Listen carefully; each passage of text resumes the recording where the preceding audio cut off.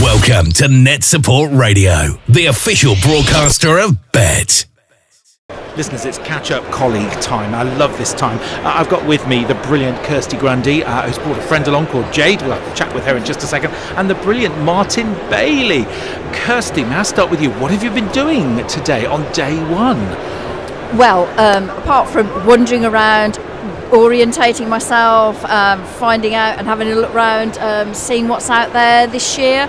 I've been presenting with these two lovely people for Now Press Play in the Leadership Teaching and Learning Theatre. Wow, excellent. And Martin, the presentation's about embedding audio, because of course that's really what Now Press Play do with their lovely pink headphones. Tell me about that.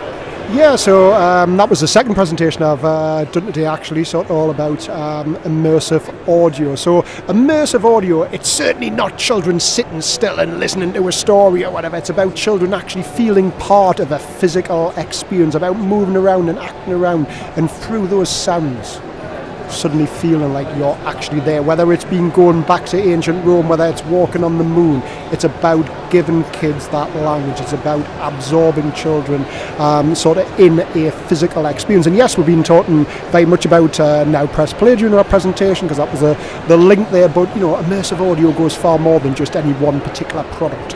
Brilliant. But best description of that I've heard today from a US colleague, a wiggle worm. So children that are wiggle worms and ones that just can't sit still and want to just engage. It just plays beautifully to that. It does, yeah. That was one of the things I actually spoke about in there. That it removes those lower level behaviour issues in the classroom, because that's what, you know, we're constantly firefighting. The majority of experiences on Now Press Play are around about 20 to 25 minutes.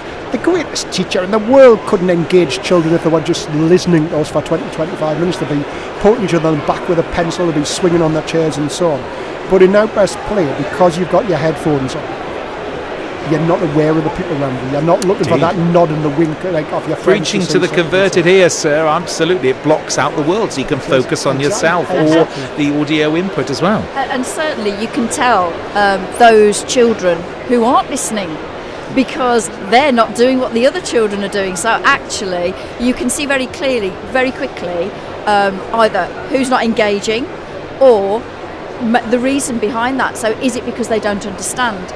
So I think it's one of the very few tools that actually, just by physically looking at your class, you can see those that are struggling in some way, and you know that perhaps it's because of their language, they haven't understood, that you can then go and target them. Absolutely brilliant. Couldn't agree more with you. What else have you been presenting on today? Because there was a suggestion of it. So you've done two but is this about the one presentation? Just the one. Just the one. And this, of course. And that's, of course, it's very nice for you to join me as well. What else have you got planned for the week? What else are you doing? Well, we're just here for one more day tomorrow. Really looking forward to looking at. I've got two more technology primary schools that we're opening up in the West Midlands. So on the lookout for, I suppose, the new tech that's there that is going to perhaps find its way into our schools. We're always on the lookout for new tech. And also it's just meeting up with people. I think this is the second Bett since COVID, and it is one of the best places to come and network and just meet old friends and it's a different landscape as well. By the look of things, it's a different landscape. It's really good. Jade, let's bring you in as well. What's your role within this huge Shirelands empire? So I am the Year 2 class teacher. And I am here really just to give an insight into what it's like in the classroom. Wow. Using immersive Is this your audio. first Bett? Yes, it What's is your my first Bett. impressions? Always like a first Bett visitor. What's your first impressions today? It's a lot. However, it is really, really fun. I've had such a different experience. You wouldn't expect to come to somewhere like this becoming a primary school teacher, but the honour is They used to come in their tens of is. thousands, I have to say. It's got on the Saturday. They used to just come in, thousands and thousands of folks. But getting out, tiredness, exhaustion, too much on their plate. I'm really grateful for the opportunity. Brilliant. It's So been amazing. let me ask you another question. What do you know now you didn't know at 9 o'clock this morning?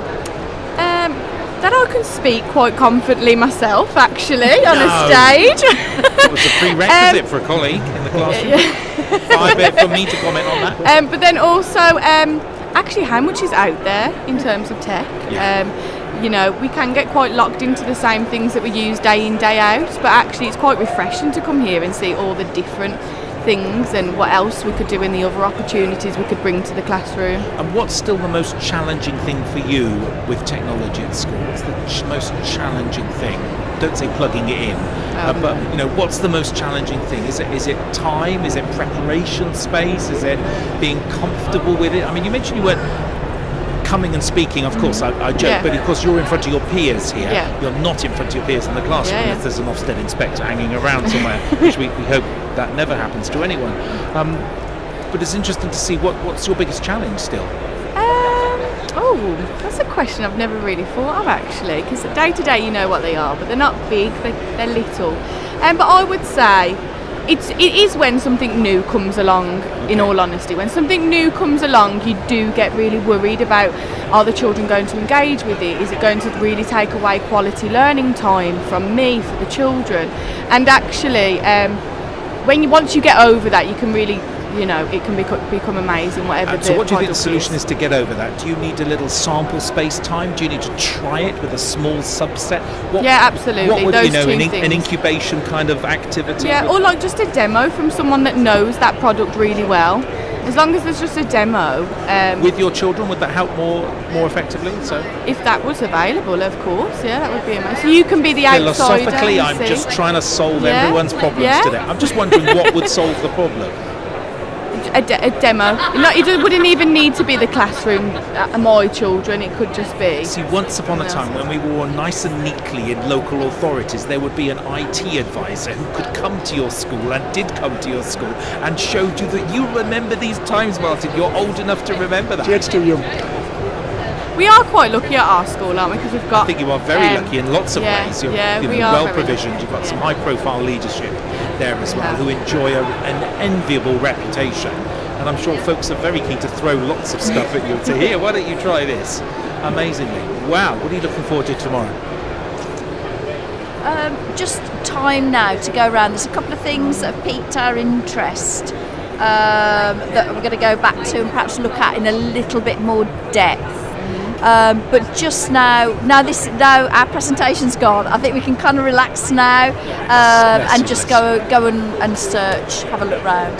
Good. What about you, Martin? What do you know now you didn't know this morning? What I didn't know now that I didn't know this morning? Well, I haven't had much chance at all to actually explore it. I was hosting a theatre this morning and presenting twice this afternoon, but there was three fantastic presentations I got to see while I was hosting this morning. One term that really stuck with me now was the term PedTech.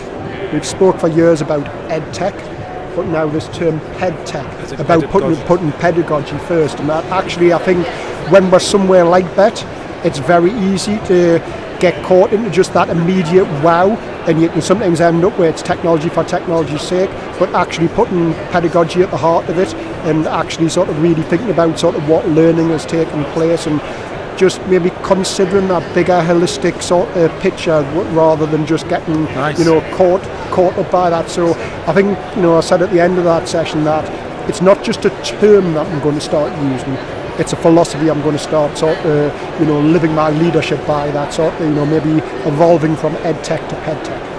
See the clouds parting in the sky and a ray of sunshine coming in, orchestra playing beautifully, and this is one of those moments. It's good to catch up with you all. Is all well with you? Everything good? Yeah, we're really good. We've got, as ever, lots going on, lots to do, but yeah, we're in a really good place. Really good. Got a great team. You have indeed, and that's taken a few years to get in place, and well done as well. Likewise, yeah, it's just chatting beforehand, just got recently back from Dubai with 24-hour pupils, and some of those will be coming down to Bett themselves tomorrow and Friday. So I don't know how you did that. I have to stop you because our listeners are going, what? I mean, the risk assessment form must be a mile long just to take them to the local museum. But no, you said, I'm going to put them on a plane and take them halfway across the world. It was worth it. Yes, there was some lengthy forms to fill in. So yeah, I was not connected in any way, shape or form, but a plug for something now called the Turing Project after Alan Turing, who cracked the Enigma machine. So have a look online. At a time when budgets are tight in schools, there is some money to be had. Our parents only had to pay £100 for their pupils to have a week in Dubai. The rest was all completely funded by lifetime opportunity. Amazing. Congratulations, you're certainly cooking on gas up there, isn't it? So yeah, I was just going to say. So yes. Yeah, 2 days in London's nothing in terms of what's. I'm so sorry. I'm just so sorry. Honestly, that good old XL Docklands here. We can't compete with Dubai. Lovely, ladies. Lovely to see you. Thank you so much. Give my very best regards to everyone back at base there. You're doing great things. Martin, I'll catch up with you later in the week when we do our Kids Judge Bet. Have a great day too, Loads. Nice to see you. Bye.